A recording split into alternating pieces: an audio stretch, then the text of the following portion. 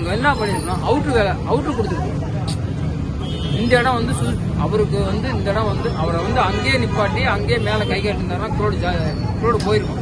ரெண்டாவது என்னன்னா, இவங்க வந்து இது பண்ணனால பைபாஸ்ல ஏற விடல அவரை, அதனால ரிட்டர்ன் வந்து உள்ள வந்துட்டார். இங்க உள்ள வந்ததுக்கப்புறம் க்ரோடு ஜாஸ்தி, அந்த க்ரோடு வந்துச்சு சார். இங்க மேற்கு இருந்து கிட்டத்தட்ட ஒரு 15 கிலோமீட்டர் பரமத்தி தென்னியில இந்த பக்கம் சத்தனம் நொய்யல் எல்லாம் இந்த பக்கம் வந்துட்டாங்க. இந்த பக்கம் இருந்து பாத்தீங்கன்னா இங்க க்ரோடு வந்துச்சு.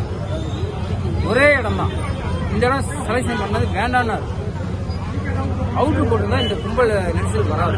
சின்ன பிள்ளைங்க குழந்தைங்க, என் பிள்ளைய எடுத்துங்க, விஜயை பார்க்கணும்ப்பா, கூட்டி பாப்பா, பார்த்தே ஆகணும் அப்படின்னு சொல்லும் போது சரி வா போகலாம் அப்படின்னு சொல்லி நானும் இங்கே வந்து உட்காந்துருக்கேன்.